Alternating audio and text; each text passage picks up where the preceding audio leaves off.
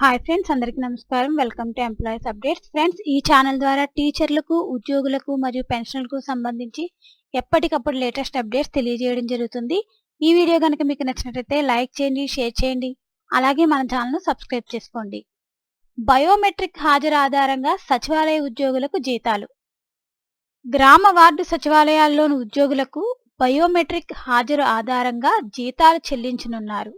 2023 జనవరి నెలకు ఫిబ్రవరి 1న జీతాల చెల్లింపులకు సంబంధించి సచివాలయాల శాఖ జిల్లాలకు మార్గదర్శకాలు పంపింది. 2022 డిసెంబర్ 23 నుంచి 2023 జనవరి 22 వరకు బయోమెట్రిక్ హాజరును పరిగణలోకి తీసుకుని జనవరి నెల జీతాల చెల్లింపులు చేయాలని అధికారులు సూచించారు. సో ఫ్రెండ్స్, గ్రామ వార్డు సచివాలయ ఉద్యోగులకైతే బయోమెట్రిక్ హాజరు ఆధారంగానే జీతాలు ఇస్తామని చెప్తున్నారు.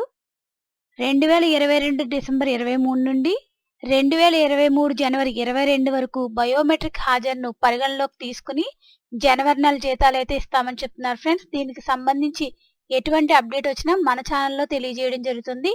ఈ వీడియో కనుక మీకు నచ్చినట్లయితే లైక్ చేయండి, షేర్ చేయండి. అలాగే మన ఛానల్ను సబ్స్క్రైబ్ చేసుకోండి. Thanks for watching this video.